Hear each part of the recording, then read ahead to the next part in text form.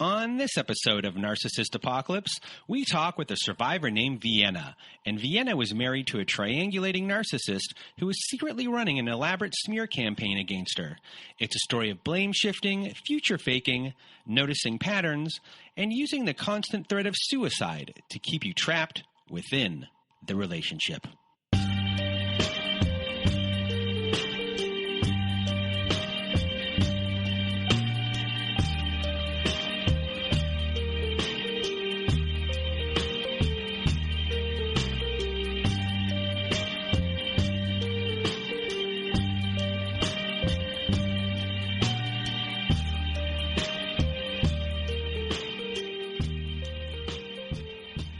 Welcome to Narcissist Apocalypse, everyone. This is a podcast that gives a voice to survivors of toxic relationships.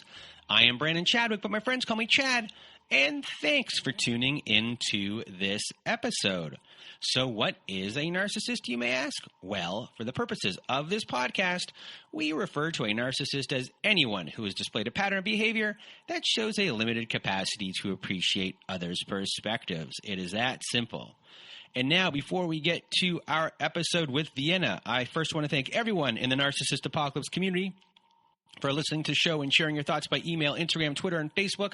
Also, a reminder, if you've not left us a review on whatever podcast service you use, Spotify, Apple, Google, Stitcher, CastBox, etc., please leave us a 5-star written review, as it helps out the show a lot when it comes to rankings. Now, if you haven't been to our website recently and you want to be on our show, please do go to narcissistapocalypse.com. Top of the page says guest form. Click on that button and away you'll go. Fill out that guest form and the process will start. But another way of being on our show is to also go to narcissistapocalypse.com, and on the side of the page there's a floating button that says send voicemail. That is for our letters to our narcissist compilation episode, where you read a letter to your narcissist that's unsent. So you click on that button. It records up to 5 minutes. You need more than 5 minutes? Click it twice. We are accumulating these letters for our Letters to My Narcissist compilation episode in the series that we are doing. And if you do not want to read the letter yourself and want me or my old pal Melissa to do it for you, please go and email us at narcissistapocalypse@gmail.com and put Letters to My Narcissist in the subject line. Other things that are happening at our website at narcissistapocalypse.com, we are now offering high-conflict parenting courses that can be found at narcissistapocalypse.com/courses. Yes, we have now partnered with an online parenting company called Online Parenting, and many of the courses we're offering were created by Bill Eddy.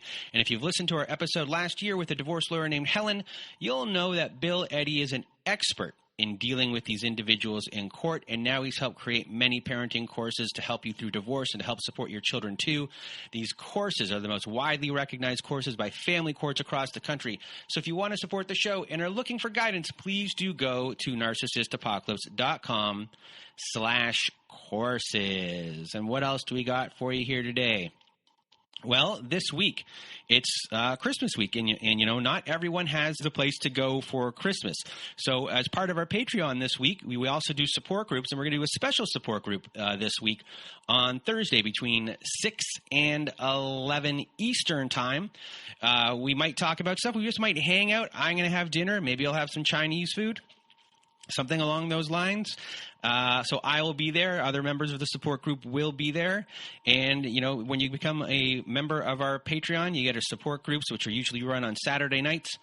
And you get episodes that have never made it to air, follow-up episodes with former guests, and much, much more. And if you want to join our Patreon, that is patreon.com/narcissistapocalypse. And it's $5 a month. Not a lot of money for getting at least 4 support groups. There's usually 6 support groups a month. And that is that. It helps support the show, keeps us free. And what else do we got going down here? I think that's it. This is a really interesting episode. We talk with Vienna today, and thank you, Vienna, for being part of the show. We go through a lot. We even talked about the Enneagram. There's the ups and downs of the story. This is a really interesting story as far as the pathology of the abuser goes. You learn a lot in this episode. There's a lot of good learning points in this episode. And I really just want to thank Vienna for sharing her knowledge and her experience from the bottom of my heart. Vienna, thank you. And now it's time for me to get out of my way and your way. Here is my conversation episode interview with Vienna. Welcome to Narcissist Apocalypse, everyone. With me today, I have Vienna. How are you? I'm good. How are you? I'm doing well. We chatted for a while. We have so much in common, and we didn't even know it. Just weird things have kind of little kismet things. Is that the right word? You said serendipity before? I said synchronicity. Synchronicity. So that's what's going on here, everyone. And you sent in fantastic notes. I can't wait for you to share your stories. I'm fortunate that you're here, but I know your story is going to help a lot of people. So I am going to get it my way and your way. Vienna, the floor is now yours. Thank you. Well, I guess I'll start at the beginning. As far as where I came from and how I grew up, I was raised in a pretty normal middle-class household in the South. My dad was a cop, and that had a profound, that affected me profoundly in a lot of ways. He was pretty domineering, and some would say abusive. He definitely was in control in the house, and everybody just kind of walked on eggshells around his moods, including myself. And it really caused me to withdraw. I wouldn't say I was a shy kid, but I preferred being alone. I was really in my own head a lot. And I always just wanted to get out of there. I thought, as soon as I turn 18, as soon as I graduate high school, I can leave here and I can start a whole new life, and I can come out of my shell and whatnot. So anyway, I moved to New York City just to get as far away from where I was from and as different as where I was. And, I don't think I understood or even realized or even thought about how growing up kind of isolated would affect me in my friendships and my relationships until now. And it's almost 20 years later.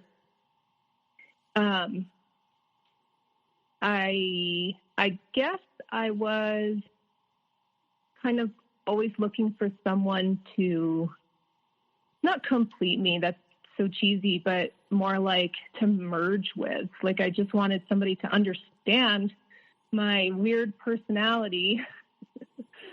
That I felt like kind of alien in this like human world. And when I met my now ex-husband, that was what I thought I found.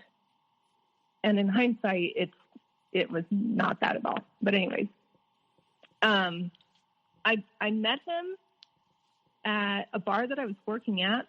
He was a customer and I was the bartender, and he was pretty flirty, and he gave me his number, and I didn't think anything of it. I didn't call him, nothing, for a few weeks. And then I found his number in my bag or something, and I texted him, and we set a date, and we went out, and he kind of just never stopped showing up or texting me. And I honestly, it wasn't like a soulmate connection. I didn't feel butterflies or sparks or anything, but what did happen was now I know he was mirroring me quite a bit. He was kind of just, his demeanor was my demeanor. And I have a pretty shy, super calm, especially under pressure. And just laid back kind of vibe, I guess, to me. And it's really difficult to find people like that, especially in New York City. But he was as cool as a cucumber. And he was down for whatever. And he was really optimistic. And I fell for it. I wanted someone in my life who didn't create a lot of chaos. In hindsight, I screwed that one up pretty good. And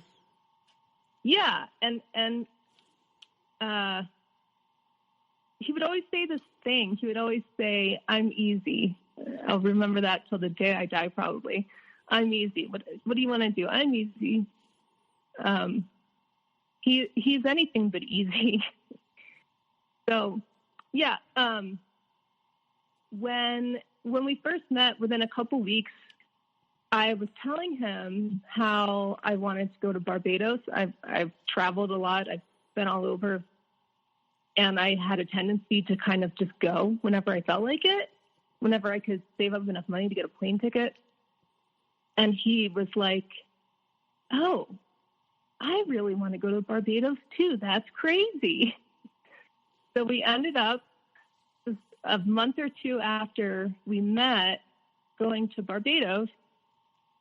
And it was like a dream. It was amazing.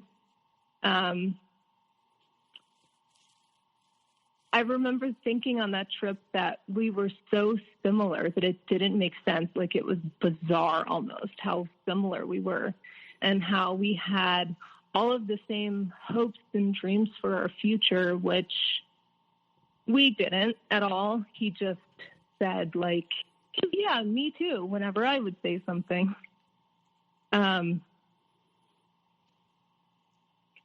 I remember he asked me on that trip what I envisioned my future being like. And I told him, traveling, and I wanted to move to the desert, and I wanted to start my own business, and I wanted to work from home, and I wanted to make my own schedule, and I just wanted to be free. Really, I wanted to make enough money to do the things that I wanted to do, but I wanted to do it freely. And he was like, "That's crazy. Me too." And then while we were on that trip, he asked me if I would consider marrying him. And I was like, "What?"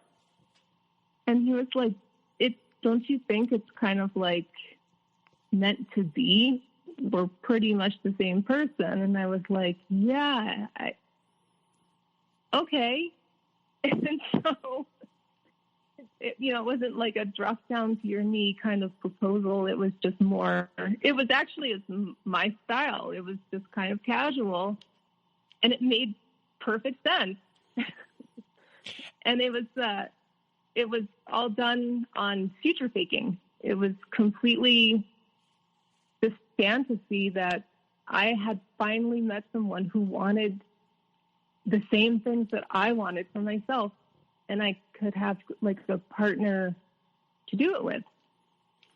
So anyways, how long into your relationship does that proposal happen? 3 months. Oh, really quick. Very fast. Yeah, very fast.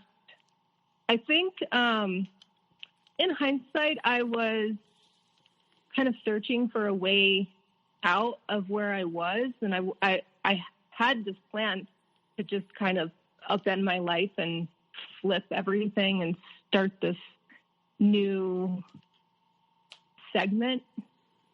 And he was just so down. I was like, it's fate. Fate has arrived. Here it is.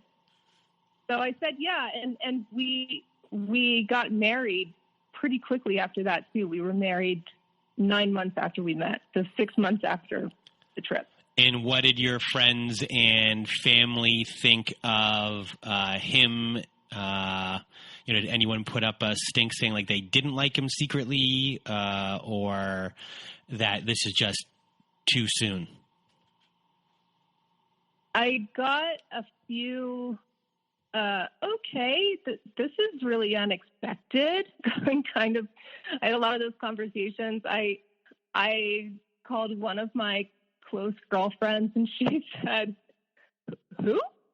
You're seeing someone?" Like, she didn't even, it was kind of like it was before we went on that trip. It wasn't like I was calling my friends and telling them that I was in love. I didn't even bring him up often. And yeah. So, as far as family goes, I have a very small family at this point. It was just my mother and my sister. And my sister is married and has a couple kids, and she's got this really great, busy life. And she was like, okay.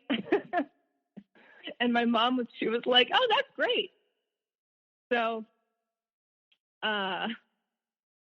yeah, we got married before a year had passed. And his family actually was the more skeptical of the families. They were kind of like, what are you doing? But I wasn't really privy to all of that. He kept me and his family pretty separate. And this turns into this whole other thing later that I'll get into. But yeah, pretty much right after we got married, he did a complete 180. And I was so baffled. It was like,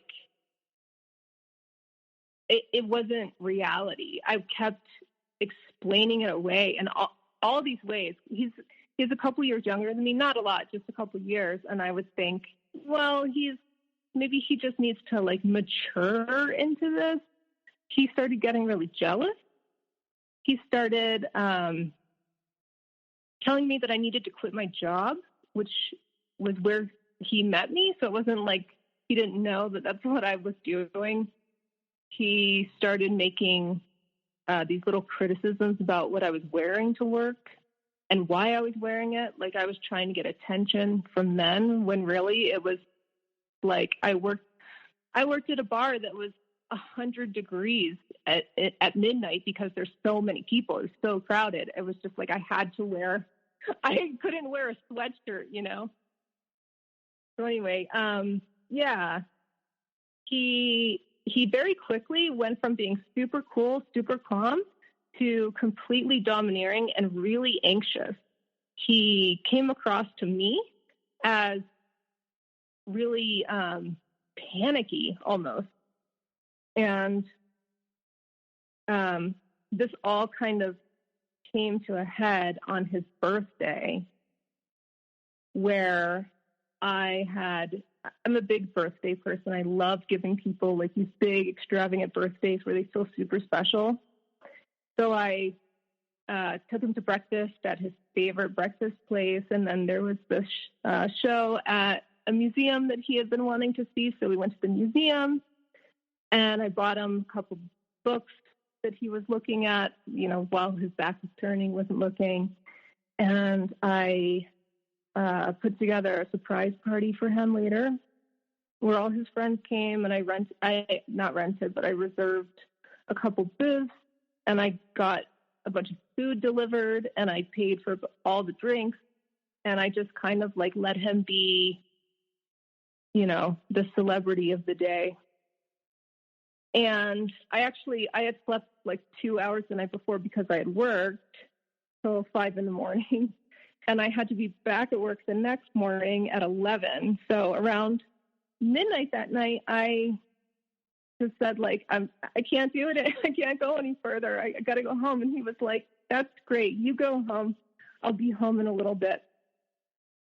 And he shows up probably 2 o'clock in the morning, and he's ranting and raving like a crazy person. Like when you see people flipping out on TV, not making any sense, their words aren't fitting together, they're not saying anything. That was what he was doing, and he was pacing back and forth super fast, and he was bright red.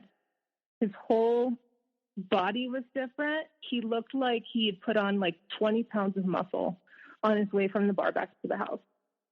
And he was going nuts, saying that one of our neighbors he was going to kill one of our neighbors. He was like frantically looking for a knife so he could go outside and murder our neighbor. And this is after, you know, a year of me being with this like really cool, calm, and collected person. He got really angry with me. He turned all of that anger and frustration back onto me when I refused to get a knife and go help him murder somebody. He was flipping out on me because I didn't love him, because I wouldn't kill my neighbor for him. It was so absurd. It was like, it was good that it was so absurd, I think, because if it weren't, it maybe would have scared me more, but it was just so crazy. I was like, in my mind, I thought, did he take PCP before he came home? Did he think he was going to do a bump of cocaine, but instead somebody gave him, I don't know, something else? That's what I thought this whole time. And this went on this night for hours. It was like the sun was coming up before it was over. He shifted from being mad at me to wanting to die. He was just like laying on the floor like a toddler, pounding his fist on the ground to the point where our neighbors were yelling through the floor to shut the hell up. He was, at one point, we lived on the third floor. He went and opened the window and put half of his body out. He's like, I'm jumping out of the window. And I was just like, what is going on? And by the end of it, he was like in the fetal position, sobbing about how he wanted to die, how he was going to kill himself. And eventually he just fell asleep. And the next day, he woke up like nothing happened. He just completely pretended like he didn't remember. And I was sitting there like, you really don't remember? And he's like, I don't know what you're talking about. It was confusing. Were you being gaslit in other ways during that time, besides these episodes that he was having, and then saying that he wasn't having those episodes? Yes, but I didn't know this until years later. Did you? I was. Oh, sorry. Continue. No, I was just saying I was, but I had no idea. Did you, in that like first year of marriage, because of these, you know, episodes that are going on, did you go see anyone to discuss this? Like, did you guys see a professional? Were you concerned that there was something wrong with him, that was more like that he wasn't saying, that maybe he had, I don't know, like schizophrenia or something along those lines? It's interesting that you say that, because I don't know if it was this episode or the next one or the next one or the next one, but at one point he started, while he was like having these rage attacks, he started saying, I think I'm schizophrenic. I'm hearing voices. But then later, when that would come up in therapy, he would completely deny it ever happened. So when did you go to see a therapist, like early on, or no? Yes, but not right after that first one. He pretended like he didn't know. And then he said, and then I said, did you take drugs? And he was kind of like, maybe, you know, I was really drunk. It's possible. So that first time I just chalked it up to, I believed them. I mean, I didn't know what else to do. I'd never experienced anything like that in my entire life. I mean, my dad was really tough, but he wasn't psychotic, you know? I just thought like, yeah, maybe he just like went on a bad trip and doesn't want to come clean about taking something. So whatever. But then it happened again. It happened like a month later. And that's when I said, this isn't normal. And I told him he had to go see somebody. And he reported back. He did. He followed through. He went and saw somebody, and he said, yeah, it's an alcohol issue. I drink too much. I'm possibly slipping into like alcohol-induced psychosis, which I'm pretty sure is not a thing. But at the time, I was like, okay. So he's like, I'm going to start going to AA after work, and I'm going to stop drinking. And I thought, all right, that's great. That's cool. And he went on an antidepressant at the same time, which he ultimately took for like 2 weeks, and then he just stopped taking it, and then he stopped going to AA, and he stopped going to therapy. And so, but for you, sorry, I'm just going to interrupt for 1 second. For you, you started off here in your relationship. You were love bombed. You were future faked. That was the biggest thing for you, as far as hooking you in that whole shared future. This guy is really in tune with everything that I am about. Hook, line, and sinker. You've gotten married, and now this other person has started to show. And right here, we have a spot where you're concerned about all these things. You're not looking away. You're concerned about it, and you've asked him to do these things. He goes and does it. At that point, you're somewhat satisfied. Okay, he's working on it, so now you're able to, I guess, breathe a little bit more comfortably. And then he does these things for a couple of weeks, maybe possibly a week longer, who knows. And at that point, that time has passed, so you have been able to normalize, and now we're back into him being off. So now we kind of had, like, I guess, a love bomb of sorts, a trust bomb, I would call it. Yeah, trust bomb is a good term for it, for sure. Yeah, and it wasn't like he would go off the rails for a week. He'd go off the rails for a night, and then back to normal for a month or two. So it was really like, in real time, it's 60 days of great and then one night of terror. And it obviously it set up a lot of red flags, and I was not happy about it, and I wasn't cool with it. But at the same time, immediately he would go see a therapist. Immediately he would put on the facade like he was trying to do something about it. And he was also really convincing me that it had never happened before. This is like a new thing that's just popped up in his life out of nowhere. And he was scared too. It would become like super vulnerable and talk to me about how scared he was of himself, And at the same time, he was threatening to kill himself kind of constantly. Every time he'd have one of these episodes, he would go straight into, I want to die, I want to kill myself. And he also, at one point, started saying he thinks he's having these episodes because he is remembering that he was sexually abused as a child. And this comes out of nowhere. So now I have so much empathy for his situation, and I'm trying my very best to, live by my marriage vows, which is in sickness and in health. And this is obviously some sort of illness. This is what I'm thinking at the time.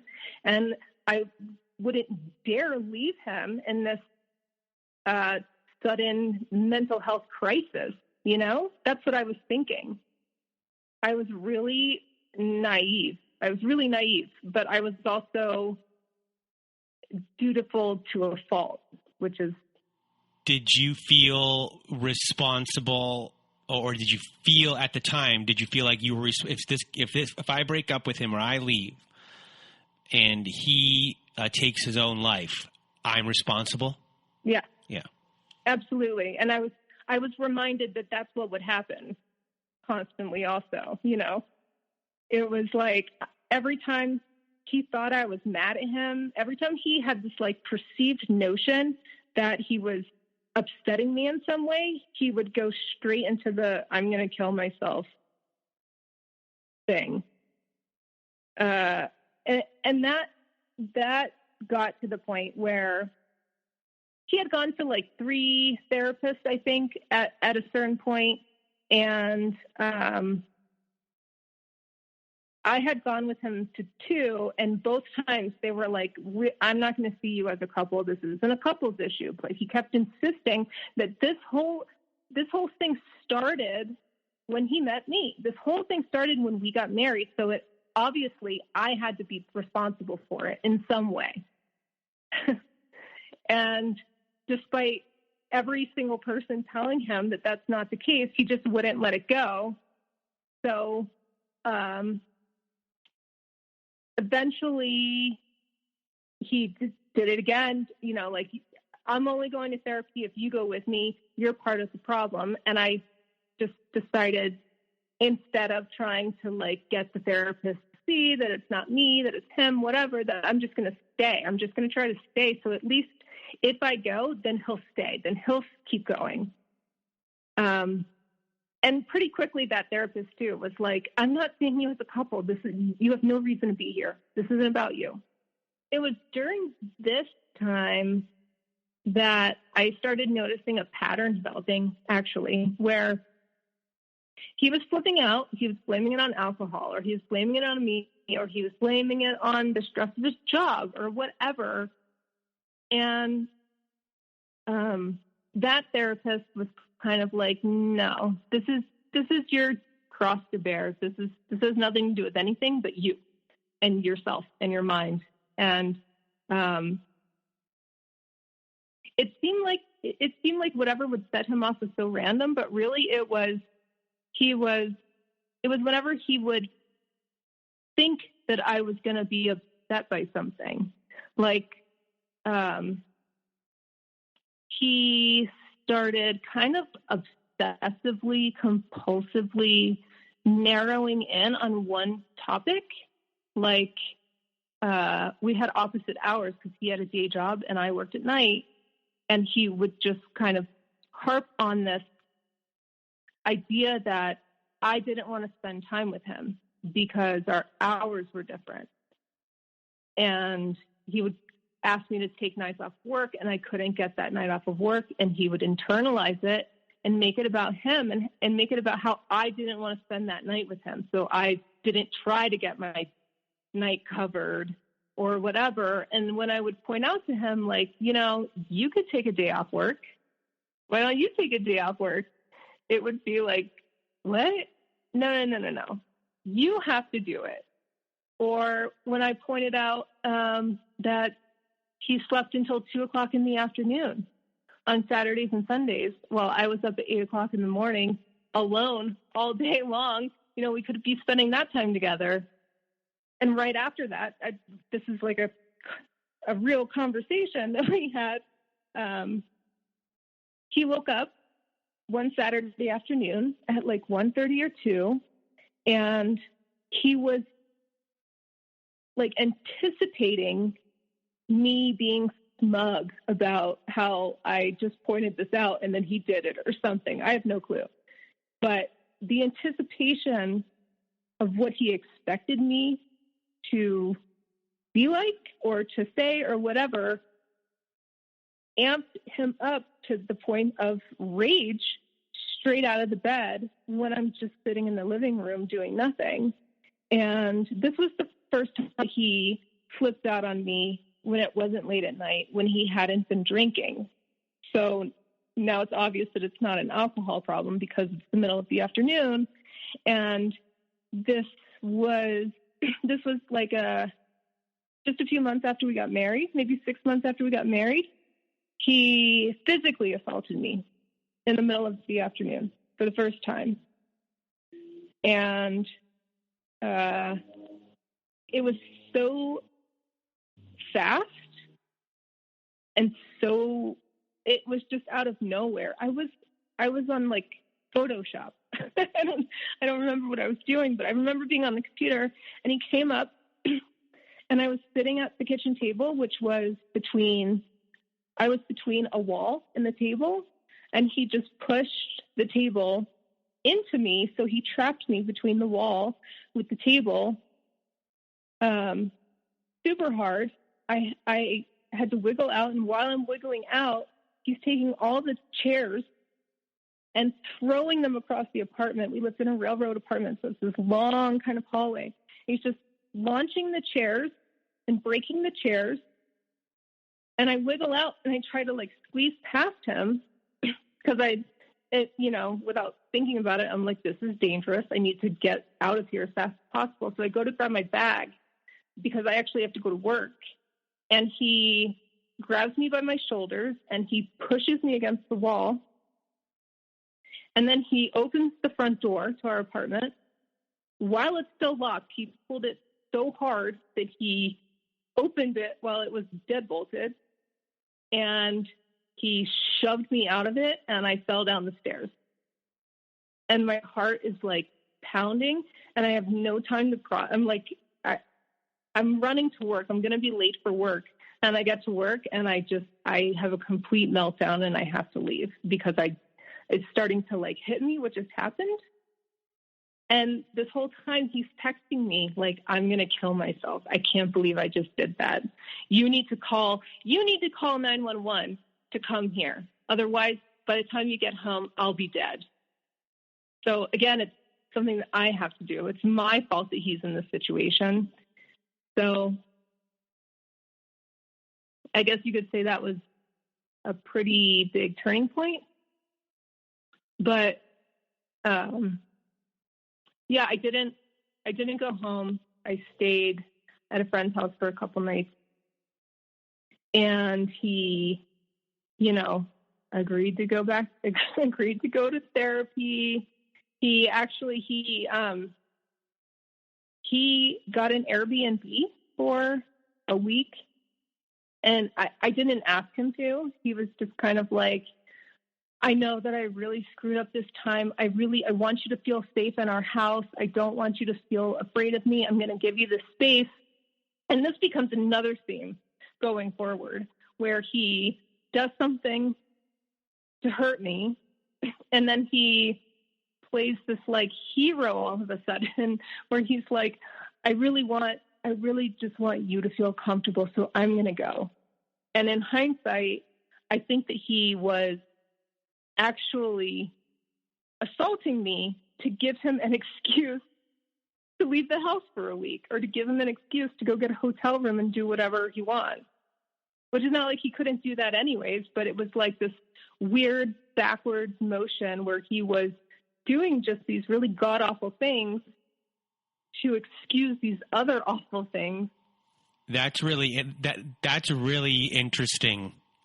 You figuring that out, or at least being able to connect those dots, that, his backwards way instead of saying like, I need space or like, oh, I need just alone time, was to assault you, abuse you, right, and then come in and smooth things over. But his motivation possibly is that he just wants a week alone. Right. Or not alone, but maybe with somebody else. Yes. Yeah. That's, the thinking, the thought process on that is just, it's scary. It's fascinating and scary at the same time. Yeah. I didn't put this together, obviously, till later. All of these things that happened over the course of the years it's like people say, like, didn't you see the red flags? Didn't you see it? And it's like, yeah, I did later after patterns started to form. You have to be with somebody for a long time to see the patterns forming, to realize that it's not a one-off thing. It's not a mistake. It's not I'm drunk. It's not I'm high. It's not any of that. It's a pervasive pattern of behaviors that, are ingrained into this person's personality, right? So, yeah, I can say this now in hindsight, but at the time it wasn't clear. I actually at this time I said I think I'm gonna be done, and he put together this like long like the rules. Like my list of rules to live by to be the husband that my wife deserves, some really corny thing. And he posted them on the refrigerator, and he went to therapy every single day, or AA, or I don't know if you know what Dharma Punks is, but he would go to that. And he really, quote unquote, proved to me that this time would be different, that he was going to stick with it, whatever. And he did. He did for like 6 months. We had a really solid, good 6 months where I felt like things were coming back to quote unquote normal, that, he was not, he wasn't just apologizing to get back into my good favor. He seemed sincere. He seemed like he was atoning for his misdeeds. I don't want to minimize it, for his abuse, until one day we've decided to move at this point. We're moving out of the city. We're moving out west. We're going to just like pick up and start over somewhere new. And he's going to feel so much better when he's not in the city. He's going to feel so much better when he's not working this robotic 9-to-5 job. It's all these things. We decide like this is the best thing for us. And he goes to sleep for 4 days. He doesn't get out of bed for 4 days to help me pack. It's like we have 30 hours till we have to be out of our apartment. There's people moving in, and he's just asleep, and he doesn't get up for days. And I'm talking like, I'm not exaggerating. He gets up and he uses the bathroom and he goes straight back to bed. And it's like, I was already at this point walking on eggshells kind of constantly. I didn't want to stir the beast. We had such a smooth period of time that I was just like, whatever, I'm just going to try to pack the house. I had friends come over. They helped me. They were kind of like, why is he asleep? Just like, I don't know. But I was packing all for an entire day, an entire night, and it was into the afternoon of the next day. I had no sleep. And I saw him get out of bed and take a shower. And I was just so offended by it and so confused by it that as soon as he opens the door out of the shower, I say, what the hell are you doing? What is this? What are you doing? And immediately he pushes me into the wall again, like he did the first time. And this time he picks me up by my throat. So I weigh like 100 pounds soaking wet. And I'm 5 foot tall, and he's almost 6 foot. He picks me up by my throat, and he's choking me. He's not just holding me there. He's squeezing, and his face is the same color that it was the first time that he came home, where he was trying to kill our neighbor. And his body had changed like that again, where he looked super muscular all of a sudden. And I thought he was going to kill me. So I don't even remember thinking about what I was doing. It was instinctual. And I just dug my fingernails into his chest to get him to let go. And he didn't let go.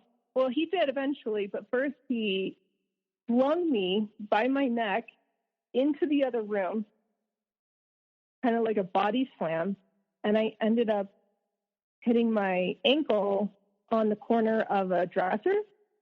And I had this, I thought I broke my ankle. I thought my leg was broken.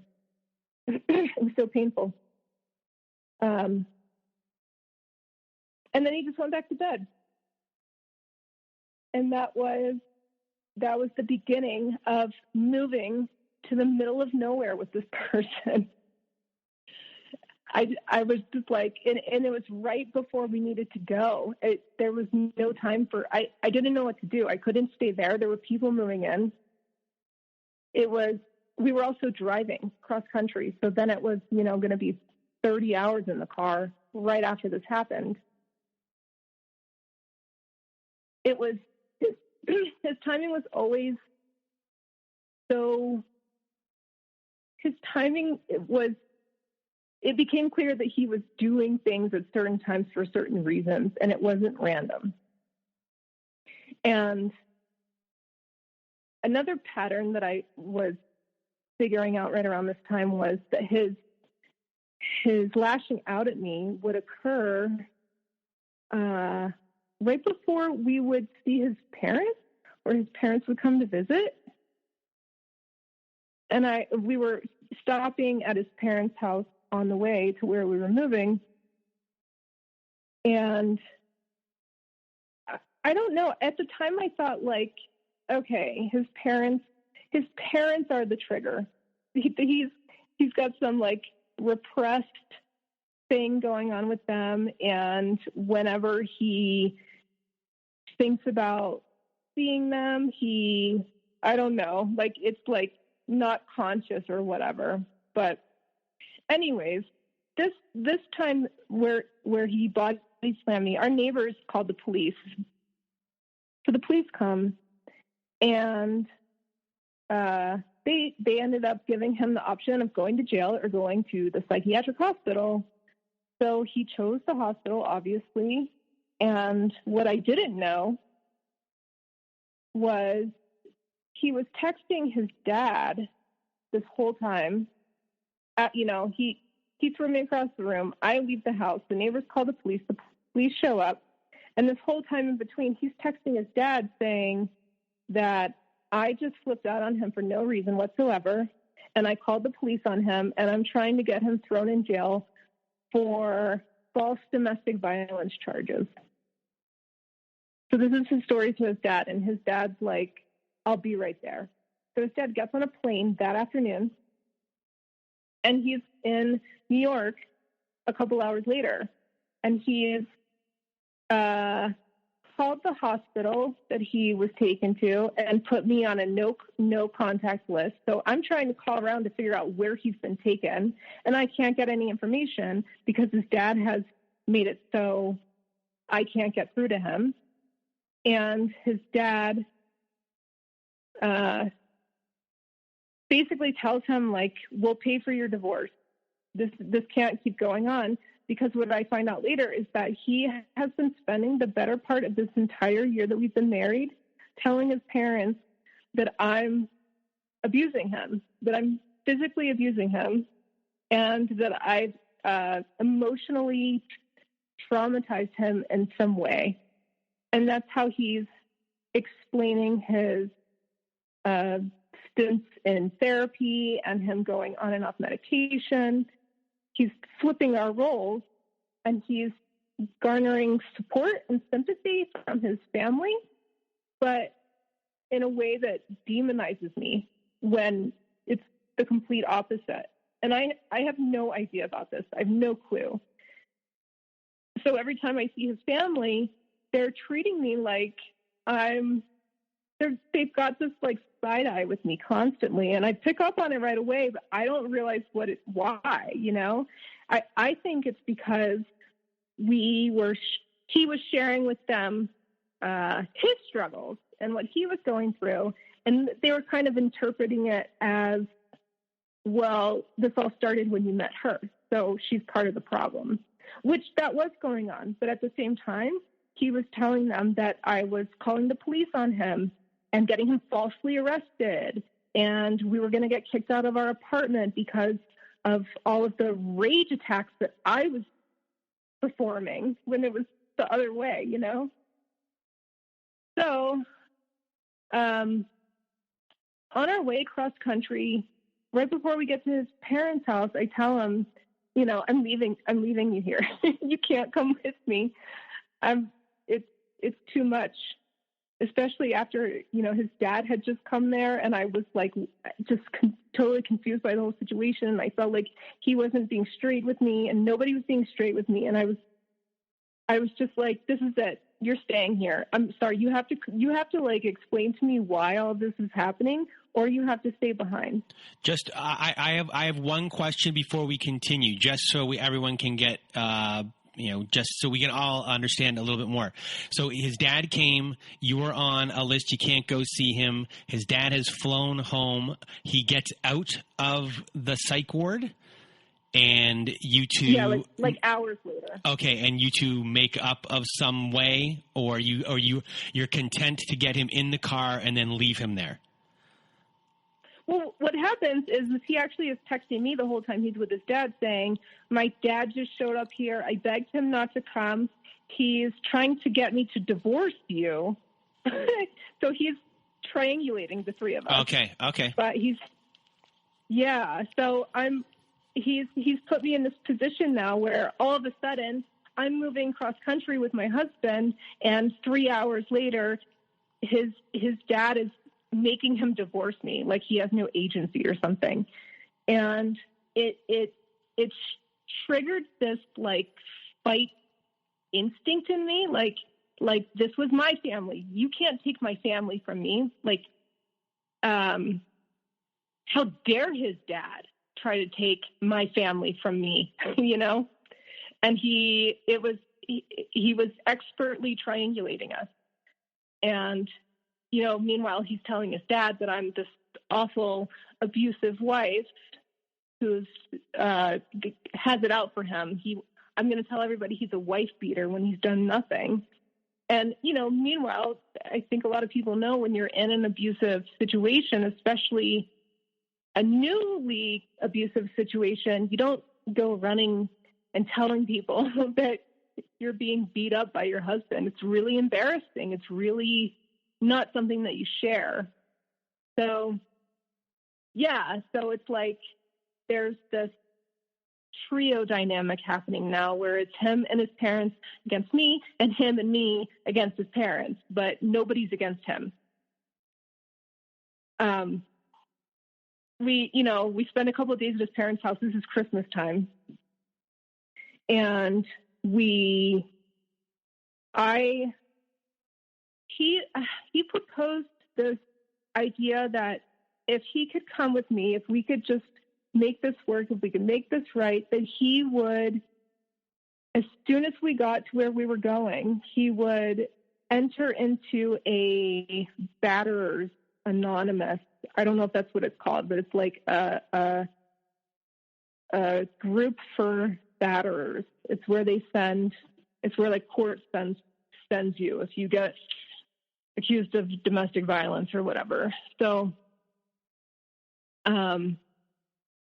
we get here. I told him he has 30 days to follow through with that. It's day 30. We essentially like moved here on the 1st of January, and it's January 30th. And I'm just like, clock's ticking. What are you going to do? So I have the car at this point. I have our only car, and I'm driving him everywhere. I'm like chauffeuring him around constantly, or he's taking my car and I'm stuck at home. So to make sure that he actually is going to this place, I drive him and I drop him off, and I go and run an errand, and I come back and pick him up, and he gets in the car and he's got this like smug look on his face. And I said, "Oh, do you want to tell me about it?" And he was like, "Yeah, the guy kind of agrees with me that it sounds like you're the one who could use therapy." And as soon as he says that, I'm like, oh, no. Wow. I couldn't believe he just said it. I said nothing. I was completely silent. And that was the beginning of the end for me. That was the day that I kind of shifted in my mind to, this is not happening. This isn't going to end well. But that was still 2 years before I ended it, embarrassingly. But it shifted my perspective a lot. And I began treating him differently. And what I mean by that is I wasn't coddling his outbursts anymore. I was acting, when he was raging around the house, I would just act like nothing was happening. I would just keep doing whatever I was doing. I wouldn't look up. I wouldn't engage him. I would just leave the house. I'd just walk right past him. I thought at the time, for some reason, that if I stopped paying attention to his outbursts, that he would stop, that there was clearly a reason why he was doing them. And if nobody was around, like if a tree falls in the woods, does it make a sound? It was like that. It's like, if I'm not around to witness it, maybe he'll just stop doing it, because maybe that's part of it. Maybe he's just looking for attention or something. So this actually enrages him more. I come to find out later. This whole year after we moved is like a constant war zone in the house. And it's not us fighting. It's just him destroying everything. He breaks the glass on the kitchen cabinets. He pulls every door off every hinge. He breaks anything that's plugged into the wall. He will pick up a lamp and just start slamming it on the floor. He broke the broom. He broke the broom pan. He destroyed the trash can. It was like, if it wasn't tied down, he was going to break it. And it was nonstop. And I checked out. Like I promised I was going to do, I started a business and it rapidly became successful. Just one of those once in a lifetime deals where I hit the jackpot with my ideas. And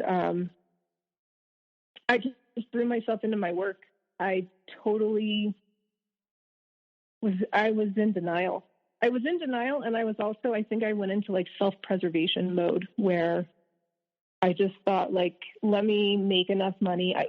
By the time we ended up moving, I think I had $36 in my bank account. I was just like, let me make enough money so I can get myself out of this situation at least. And this whole time, almost this first whole year that after we've moved, he's either not working or he's working extremely part-time. So on top of me trying to, run a business to the point where I can survive, I'm also now paying a good portion of the bills, and I'm the only one paying for the car and our insurance and all this stuff. So I'm actually not saving any money, because it's all going towards things for both of us.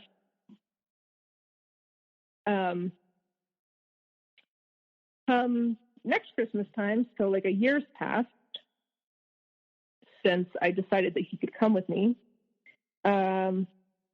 He, right before we're supposed to go to his parents' house again,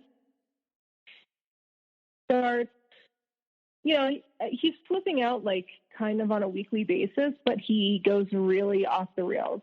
And he's out in front of our house, barefoot in the snow, pacing up and down the street, acting like he's, I don't want to say schizophrenic, because I don't really know, but it was again, he was kind of going to that place where he was just not himself, where it wasn't for attention, where he wasn't trying to scare me, where he wasn't trying to get something from me. He was just out of his mind. And he was begging me to take him to the hospital. So I take him to the hospital. He wants to check himself into the psych ward. He wants to stay overnight. And I'm just like, whatever you want. This is probably what's best for you. This is great. I'm thinking of it as a positive thing. Meanwhile, again, he's texting his dad saying that I just made him go to the psych ward, that I admitted him into the hospital against his will, and now he can't get out and he needs his dad to come get him.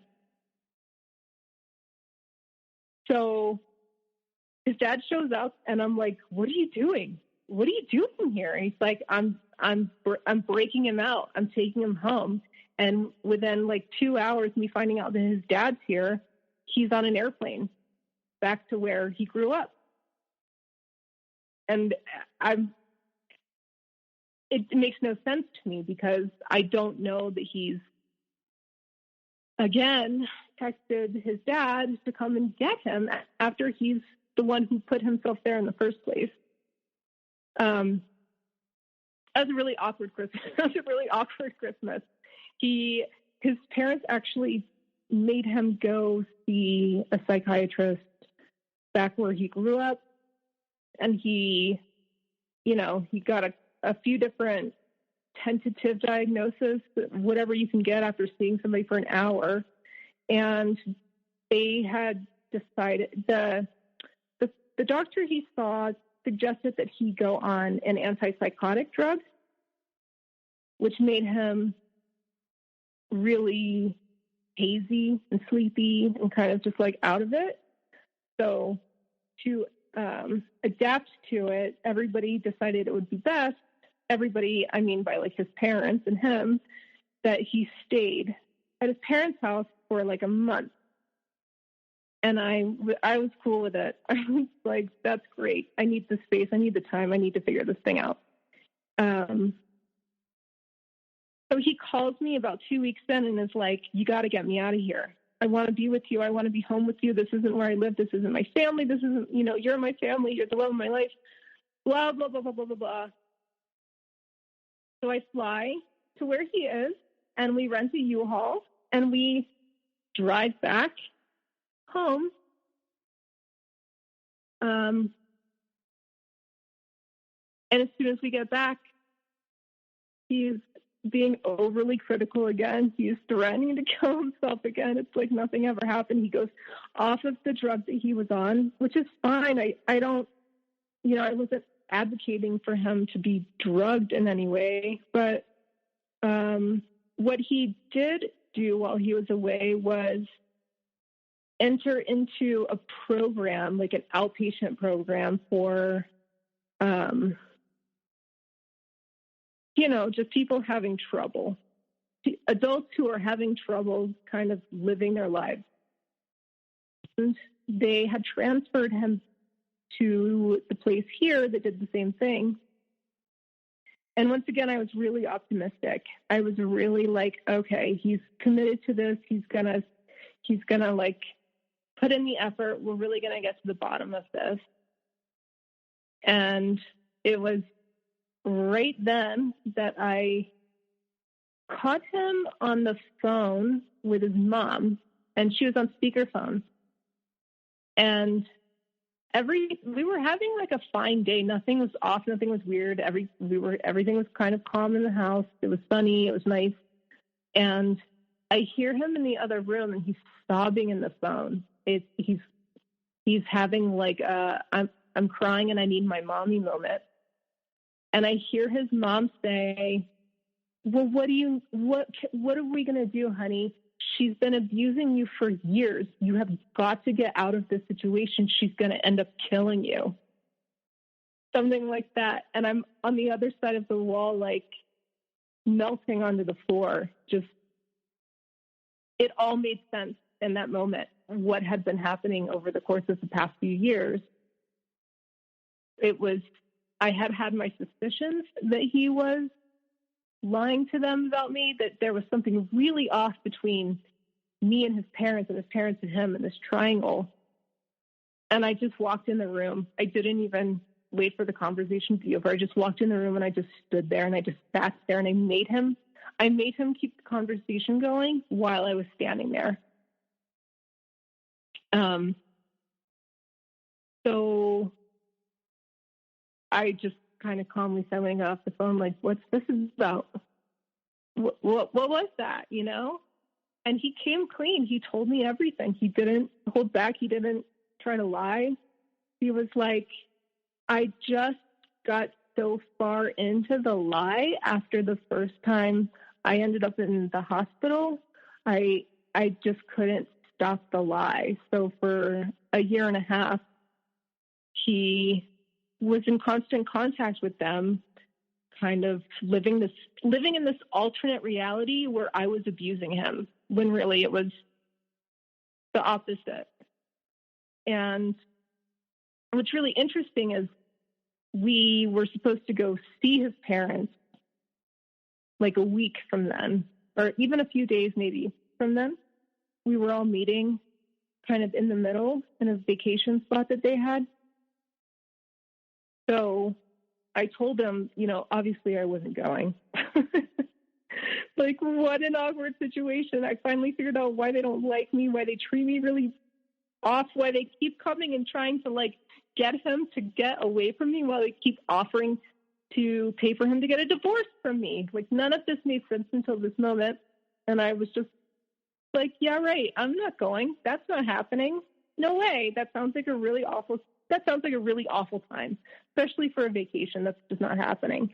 But he was like, no. You have to come. I'm going to come clean. I'm going to tell them everything. And I want you to be there so you can witness it. And so you can believe me that that's what I'm going to do. I think at that time I thought, like, well, whatever, like, what else, what could go more wrong than what's already gone wrong? Let me at least go, like, clear my name before anything else happens. I don't know. I had this, I was really sour because I have lived my life up until this point with almost like a toxic integrity, where I'm overly loyal, I'm overly committed. If I tell you I'm going to do something, no matter what, I'm going to do it. And it was like, I have been on my A game for so long. I will not let you tear my good name down, and I'm going to make sure that you clear my name. And it was like this crusade that I was on at this point. I was really, you know what I was doing? I was ignoring the problem. I was ignoring the problem, and I was making it about all these other things, where, like, instead of just saying, like, I'm in a very abusive relationship that is probable to really harm me or even kill me, I was like, let me go clear my name, because that's what I'm going to focus on right now. So anyway, yeah, we go to dinner, and he just, like, before the food comes, he's like, I have to tell you guys something. I've been lying to you for years. She is not abusive. She's actually really wonderful. She stuck by me while I have physically assaulted her. He tells them everything. And they're sitting there like slack-jawed. Their jaws are just on the table. They can't believe it. And the first thing out of his mother's mouth when he's done speaking is, well, we didn't raise you like that. That's not how we raised you. That didn't come from us.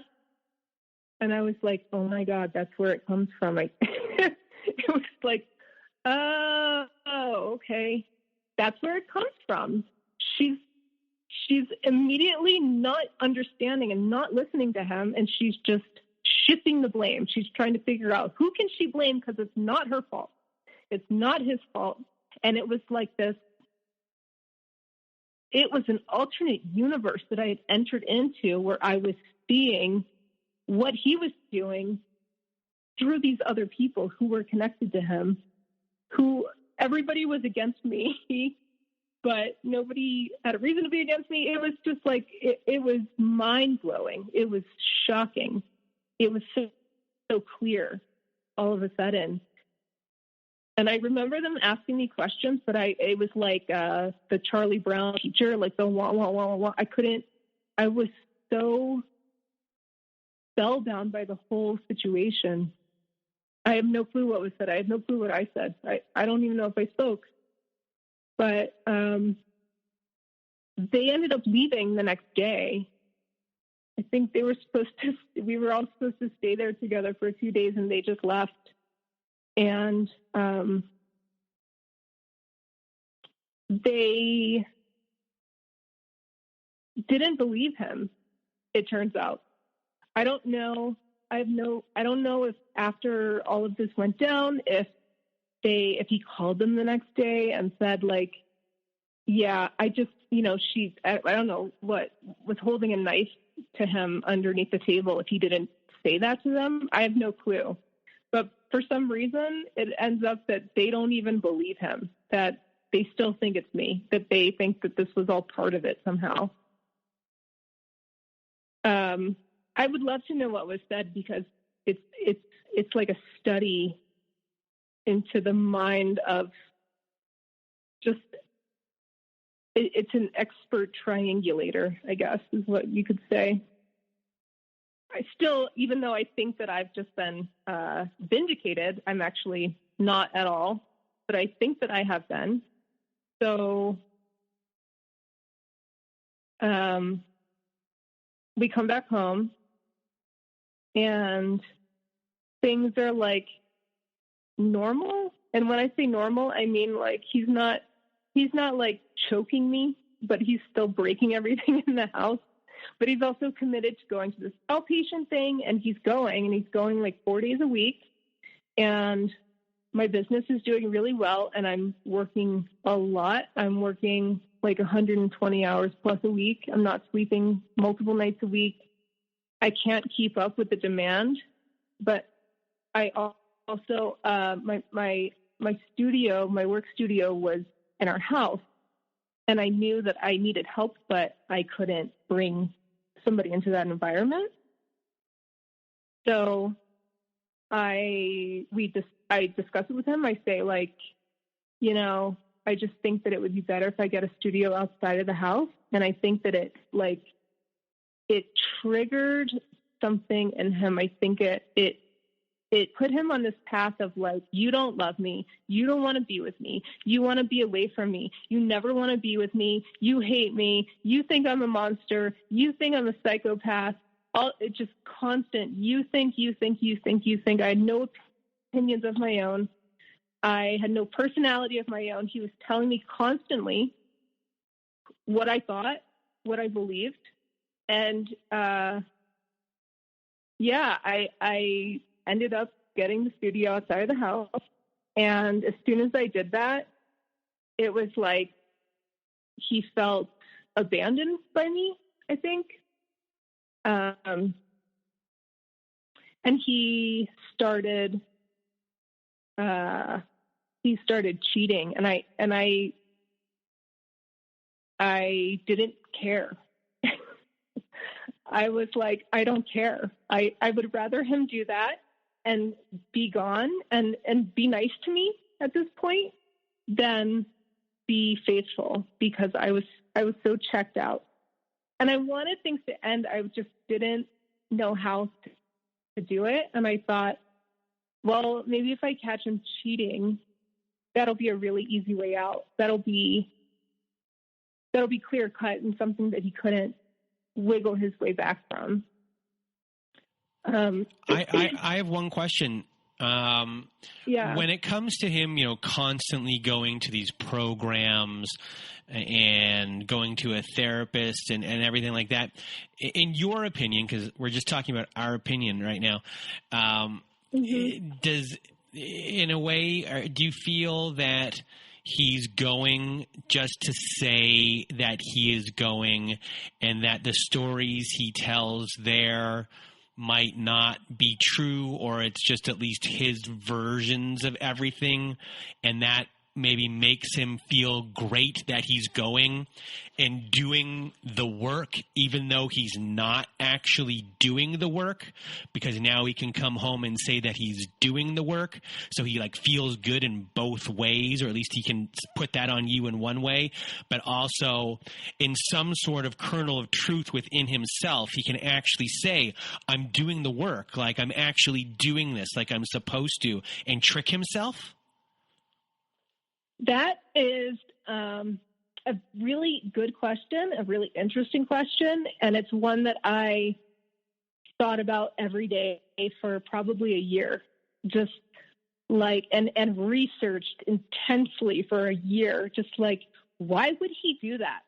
Why would he subject himself to such a, going anywhere for 4 days a week is...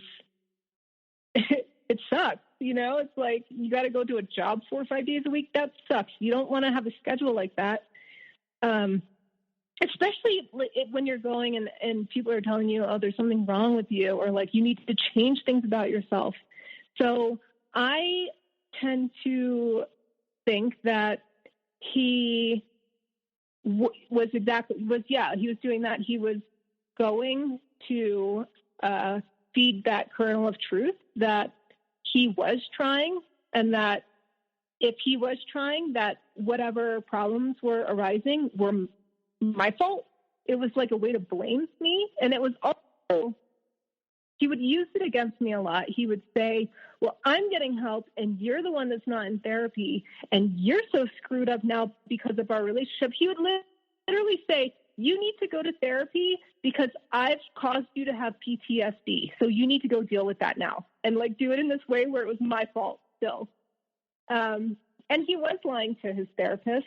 And I know this because occasionally, like he had done our whole relationship, he would ask me to go to therapy with him.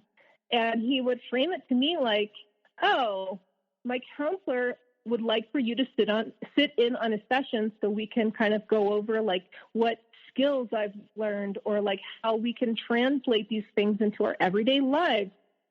And I was like, cool, that's great. I'm so happy that you asked me to go. And then I'd get there and his therapist would say like, you know, he's not a psychopath. He's not a monster. He's not going to kill you. Like he was advocating for me to come into his therapist because I was abusing him, because he needed his therapist to like integrate me into the systems that he was learning because I was still emotionally abusing him in some way.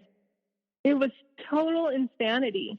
It was so convoluted and so backwards and nothing made sense. Every time I thought I knew what was going on, I had no clue what was going on.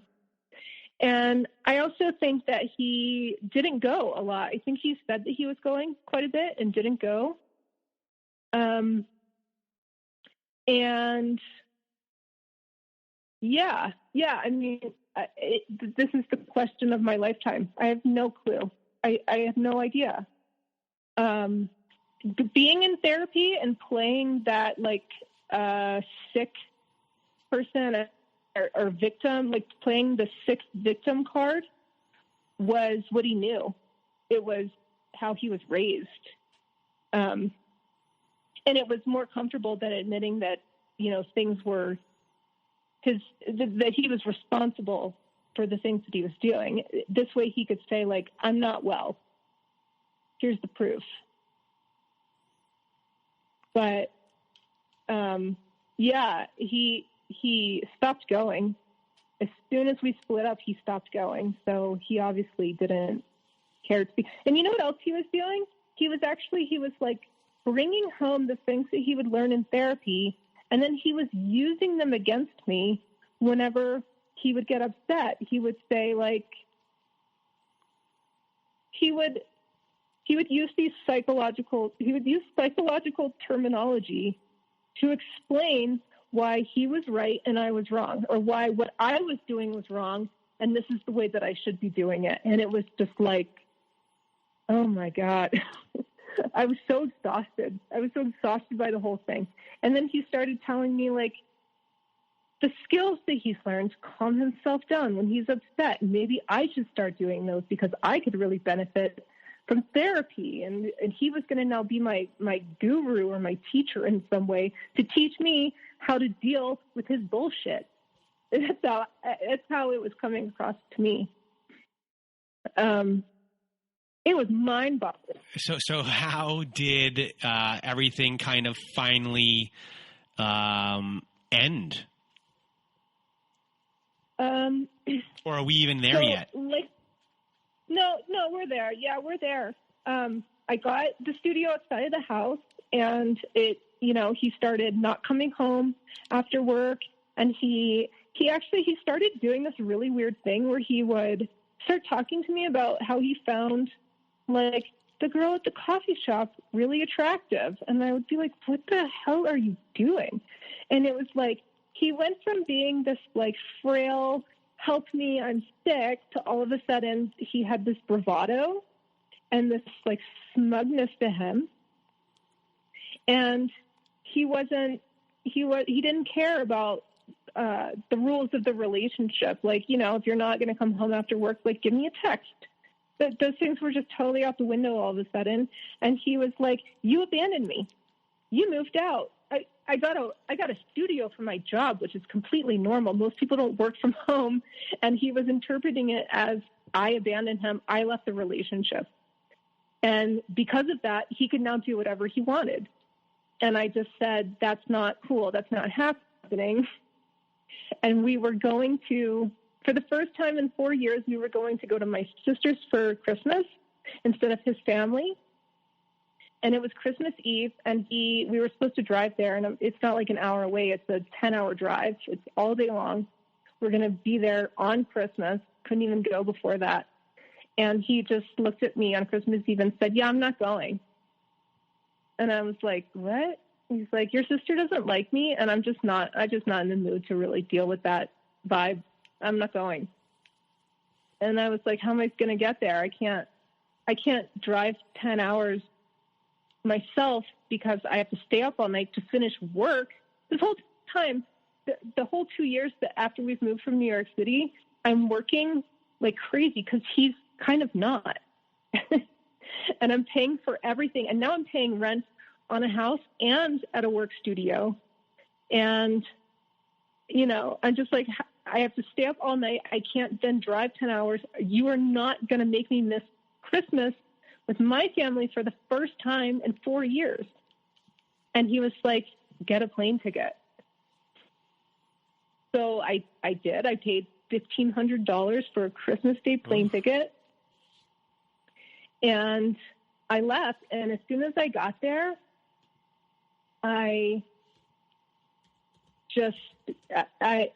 it was like something was released. Like I was in this toxic situation for so long.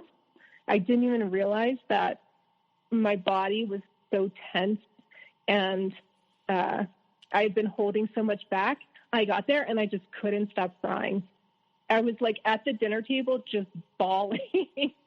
And my mom's flown across the country. She's there. My sister has these amazing, adorable kids that are like just kind of coming to the age where they're like, what's wrong with Auntie, And I can't stop crying. And I just felt it. I was like, this is it. I have to, this can't, my body won't let me go any further. I can't keep going. So I sent him an email saying, I think you should leave.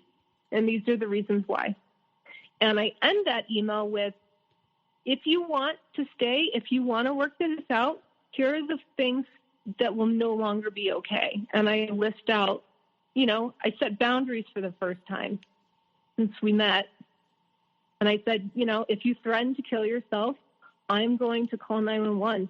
I'm going to ask somebody to come do a wellness check on you. You're not just going to, because it was so casually thrown about at this point. Like every day, I'm going to kill myself. It's like, okay, go do it. It was like nothing, which is not okay. I just set boundaries. And by the time I returned from that trip, he was gone. He just stopped coming home. He just like vanished into thin air. And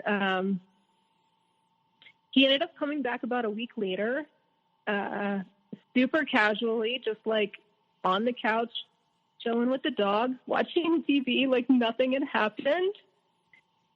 And it was then when I found out that he had 2 cell phones. He was just like he wasn't trying to be careful at this point. It was almost like he really wanted me to see actually how screwed up it was. It was like he was getting pleasure out of devastating me, because in his mind, I left him and that wasn't okay. Even though I clearly didn't leave him. I just set boundaries and then he stopped coming home. But where he was coming from was, you don't want to be with me, then I'm going to make your life a living hell. And he was texting me these things and saying these things to me, like, I'm going to make it my job to ruin your life. I'm going to take the dog. I'm going to take your car.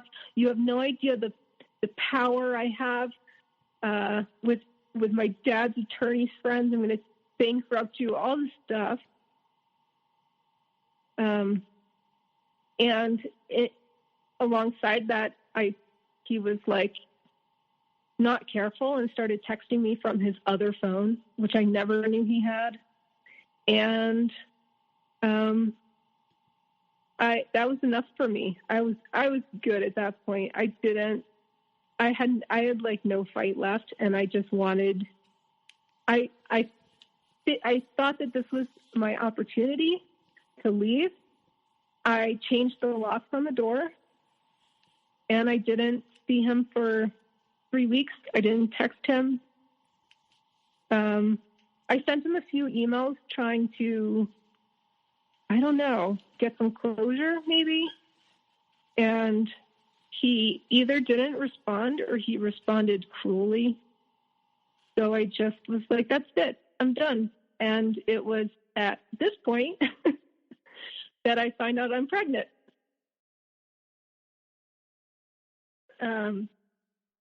I have to actually find him to tell him. I have no idea where my husband is. I don't know where he's staying.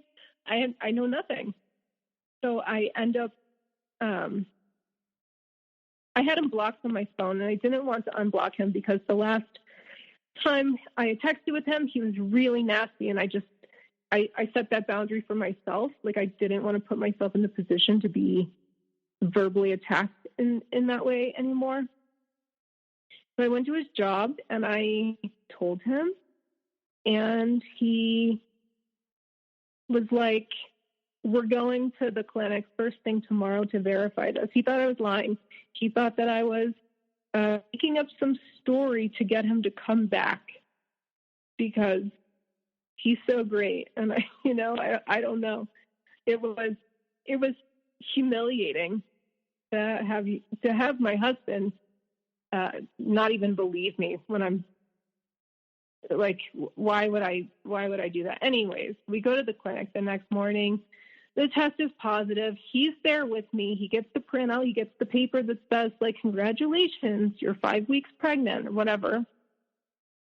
And he drives me back home. And the whole way home, he's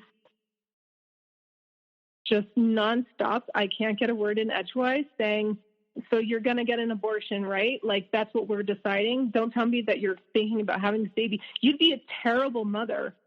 You don't want kids.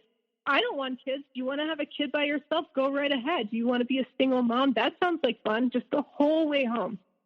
It's been 1 hour. It's been 10 minutes since I got confirmation that I'm pregnant. And my husband's like, you're a horrible person. You'd be a horrible mother. You'd really screw up a kid if you had one. And it's the worst 15 minutes of my life, honestly. And by the time we got back home, I got out of the car and I shut the door and I said, don't follow me. Like, go, you have to go away. So he does.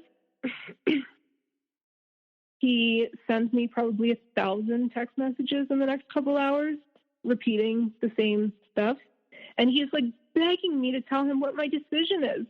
He's given me a whole 3 hours to make this life-changing decision for myself. And he's like, I'm going to kill myself, just like, I won't even be here tomorrow to have this conversation. I'm going to kill myself right now. I'm going to drive off the edge of this cliff. It was nonstop. I ended up blocking him.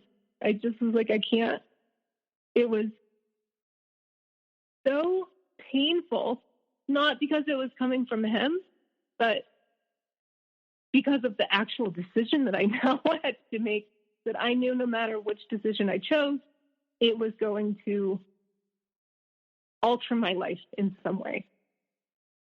In good ways and bad ways, no matter which I chose, right? And I wasn't being given the time to make that choice for myself. And I wasn't being supported, and I was being tortured through it. So I said no more, and I blocked him. And he, because I blocked him, started banging on my front door because I changed the locks. And I let him in eventually, and he had completely changed his tune. He was so sweet. I want to do whatever you want to do. I'm so sorry. I was just in shock, blah, blah, blah, blah, blah. He spends the night at home for the first time in over a month. And he's just as sweet as can be until the next day when I woke up and I thought, like, what am I doing? What is he doing here? No, this can't happen. So I told him, I said, can I just have the weekend? Can you just go back to wherever the hell you were staying and give me the weekend to kind of collect my thoughts? And he was like, of course, no problem. This baby would be so loved. Like, it's cool. We can figure things out. Don't even worry about getting, we don't even have to talk about getting a divorce anymore. Whatever. The next day, he's back with the nasty text messaging. It's like, when people say it's like a Jekyll and Hyde personality, it is. It's one day it's one thing, and the next day it's completely the opposite. And there's no understanding of why. It's like, who knows? In my opinion, there's always a motive. Like, he was super sweet that night because maybe whoever he was sleeping with didn't let him stay there, so he needed to be sweet to me to have a place to sleep. You just never know what the motivation is, but I'm pretty confident that there is a motivation that's underlying, that's completely self-serving, that has nothing to do with you. Anyways, yeah. Because he flipped back again, because his behavior was so intensely erratic, I went no contact. I didn't answer the door when he came a knocking. I blocked him on email. I blocked him on my phone. And I let about 3 weeks go by until he sent me a text from his other phone. And I didn't have it on block because I didn't know the number. I hadn't put all that together yet. And I was getting my car serviced. I was getting oil put in my car or something. I had like 5% oil. And he sends me a text that says, getting a tune-up, planning on going somewhere. And it freaked me out so much. I hadn't heard from him in 3 weeks. I was like, I wouldn't say recovering by any stretch of the words, but I was, not walking on eggshells on a daily basis. And it was kind of nice. And it was getting to be that time where I needed to make the decision, as like medically speaking, what I was going to do, if I was going to terminate the pregnancy or if I was going to go forward with it. And I was trying to figure out, like, if I were to go forward with it, what would I do? I would obviously need some support of some kind. Would that mean that I'd have to move out of state? I was just going through all the logistics, and I just wanted to be there in my head with that. Also, I think it's maybe worth mentioning that I'm in my mid-30s. So in my mind, it was like, okay, this could be my only opportunity to have a kid, especially if I'm going to get a divorce, because I'm not going to be in like a serious relationship anytime soon. So yeah, he sends me that really creepy text where he's obviously following me or has a tracker on me or whatever. And he's like, if you don't respond to me, if you don't write me back, you can expect me to break into the house tonight or something like that. And he starts with, I'm going to kill myself again. And I leave the oil changing place and I go straight to the courthouse and I file for a restraining order. And I don't know, I had like a premonition that I would need that restraining order pretty soon for some reason. Besides the fact that I needed it, and I needed it years ago, probably also. So he served with it, and between the time that he served with it and the time that we go to court for the hearing, he's not allowed to contact me. He's not allowed to come by the house, nothing. So I get that kind of like week of peace before there's a final decision made. And during that time, I had really bad stomach pain one night. And it wasn't like, oh, my stomach's upset. It was like something's really, really, really wrong. I was howling like a wild animal in pain all night long.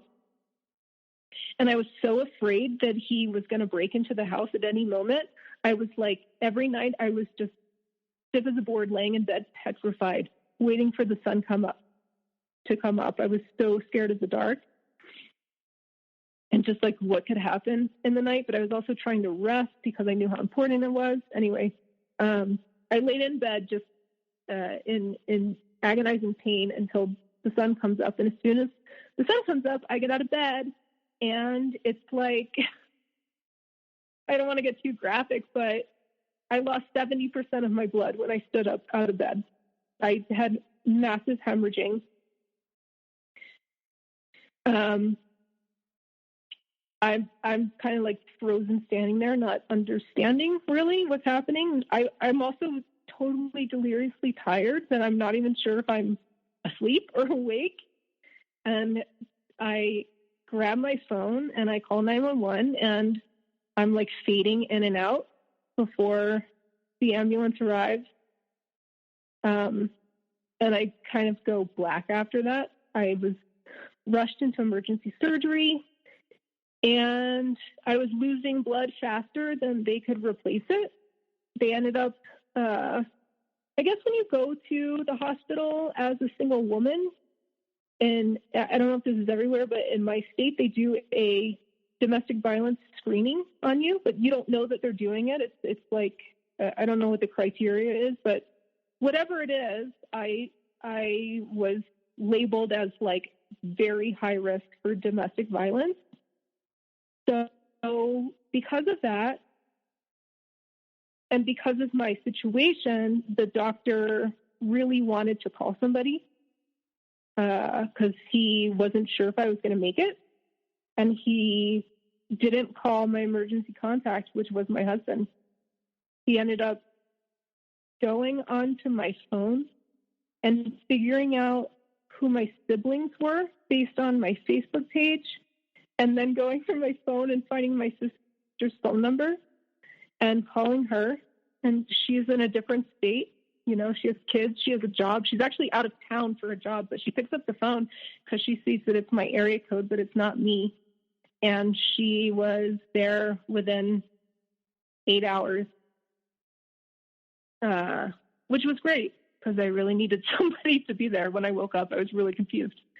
So I was held for days because I wasn't I wasn't. They kept transfusing me. I had 12 blood transfusions during this time, and I was still just not obtaining the blood correctly. But I had to go to court. I had to go get my restraining order. So the faculty at the hospital and my sister, I think, kind of got together and said, like, let's not tell her what's happened with the pregnancy until after she goes to court. Like, let's release her so she can go to court, and then let's have her come back, because they thought that if I found out that I lost the baby, it would devastate me to the point where I wouldn't go to court or something. And they were all in, it was such a great little squad to have. Like, they were all in agreement that that was really important and I needed to do that. So that's what happened. I went to court, and when I get there, he serves me with divorce papers that say almost on every page that I'm not pregnant. There's no proof that I'm pregnant, and it is a manipulation tactic which corresponds with the last 4 years of emotional abuse that I've inflicted upon him on the divorce papers that he served me. And he also filed a counter complaint to get a restraining order against me. And in it, he fabricates every detail. There's nothing that's true in it. And he puts that I was physically stalking him, and I put a tracker on his car, and you have to list the days that these things happen when you file for one of these.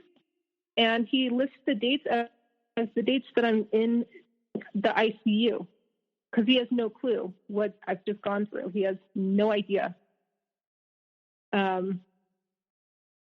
which was amusing and terrifying at the same time, because it was the first time that I saw how naturally deceptive he was and how he had no problem lying to the court. He had no problem making shit up off the top of his head. And he had no cares in the world about the pregnancy. He had no cares in the world about me. Yeah, that's pretty much the end. I got a restraining order and his got thrown out. So in the aftermath of everything, what were, I guess, the biggest issues that you've had as far as nightmares or PTSD, and how have you been dealing with that? At first, it's been about 10 months now, 10, 11 months. I think I'm doing kind of great now. For the first, I should also mention that this was at the very beginning of the pandemic. So I've spent, since that day in court up until today that we're talking, 9 months later, in complete isolation in a state that I know nobody in, that I have no family in. And it's been a total blessing in disguise.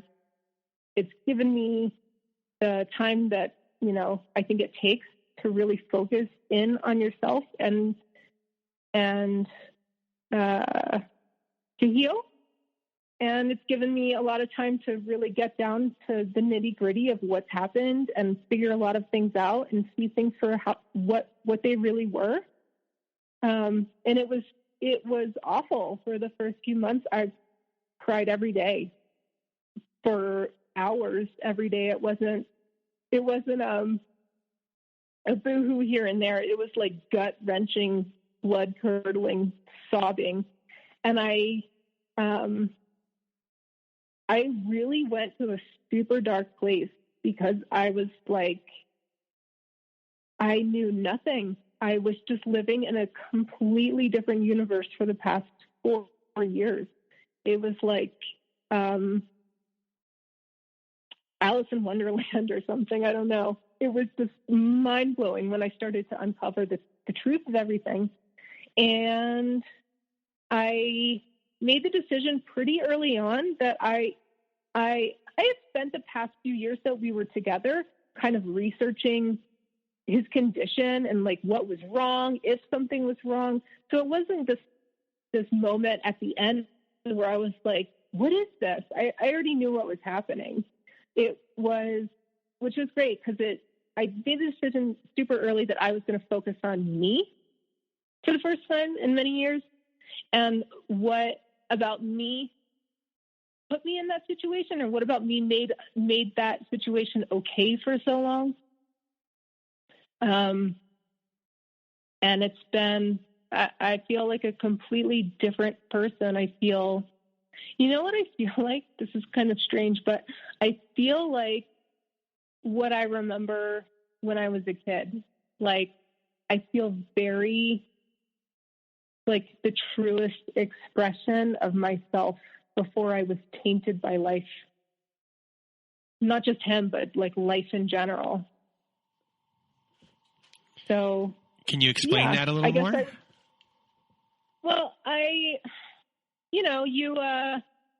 Life gets in the way a lot, and especially I was living in a big city. I was really busy. I was doing a lot of things. I had a lot of friends. I was constantly distracting myself for 20 years. And this is after I grew up already. This is after I went through high school and everything. And I thought I knew who I was. I thought I was really in tune with who I was. I thought that I was good. I thought, I don't have any major issues. I've totally dealt with all my childhood stuff, blah, blah, blah. But that just wasn't the case. I was really in a lot of denial, and I was really just pushing things under the rug. And I had no clue who I was a year ago. I had no idea. I was I felt certain ways. I felt intuitively like something about me was different or wrong or whatever, but I hadn't integrated it and had language for it. I took a lot of, I started seeing a therapist who was also an Enneagram coach, who's also super, I mean, I live in a town or city that's known for its kind of like mystic spirituality, which a year ago I thought was so boring. I was like, oh God, these hippies, you know? Once you get to a certain age, boring's pretty good. Boring is really great. And it's also interesting. Everything can be interesting if you just like open yourself up to it. And, you know, as people who've listened to the show like for a long time know that I'm an Enneagram fan, and we talked about the Enneagram beforehand. And I'm getting in the way of your story. Just continue. I'm sorry. No, you're fine. I think I like talking to other people about it. It kind of validates my existence, I guess. I'll tell you one thing. When I at the beginning of this year, after all this stuff kind of went down, and my therapist / coach, whatever, was like, you're this number on the Enneagram. This is your MBTI. You're a life path, this in numerology. And I was like, whatever. I honestly, I was like, this is such BS. Like, I don't even want to talk to you anymore. And then she would be like, just take the test. Let me know, read these things. Let me know what you think. And every single time I took a test, I started bawling my eyes out because I was like, I don't want to be like this. Like, no, I don't want to be that number. I don't want to be those letters. It was devastating. That's how out of touch I was with myself. And then after I kind of started the road to healing, I would reread the things, or she would try to get me to see how the things integrated into my personality. And now a year later, I'm like, yeah, that's me. And it's cool. It's fine. I'm good with it. You're a 4 with a 5 wing, correct? 5 with a 4 5 with wing. a 4 wing. Okay. Yeah. I'm whatever the least amount of people are in every one of them. What? Say that again. So I'm like, I'm an INFJ. Okay. The Myers-Briggs. Okay. Yeah, I'm a life path 11. Like all of the things that I am are what nobody else is, and it kind of made me feel even more isolated in this time of being totally isolated at first. And it affirmed my hunch that I was not like everybody else, and now I'm just going to be alone. You know, these are my thoughts. I'm going to be alone forever. Nobody's ever going to get me. I was totally fooled into this relationship by somebody who was pretending to be me. I'm doomed. That's what I thought. But now I'm like, it's cool. I would rather be alone with my weird self than in that situation, I guess. That's what I'm saying. So before we end off the show, do you have any words of wisdom or advice for anyone going through the same thing? This is like the Jerry Springer thought for the day. Yeah, I know. It's so tough, right? Because I listened to this podcast. I listened to a lot of self-help podcasts. I read a lot of books over the course of my marriage, and that's a lot of advice that I digested that I didn't take. So it's difficult to even try to come up with something that's going to resonate with somebody who's, you know, that you have to be ready. There's nothing I think that anybody can say that's going to extricate you from something like that. But if you are already extricated or you're ready to go, I would say absolutely, as quickly as possible, turn all of that fear and hysteria and panic and investigative things that you're doing to try to get to the bottom of your spouse or partner. and flip it and do it about yourself. Really, really dig deep inside and figure out who you are and put all that attention back on you, because you likely haven't gotten any positive affirmations for a long time. And I'm going to add one more bit to what you said, because it's something that's a real helpful lesson from this episode, which is, if you're feeling a lot of shame or guilt for staying, and being hoovered back and staying in the whole pattern and the cycle of abuse. One of the things that you said, it was a big part for me of this episode, was, you don't know anything is wrong until patterns form.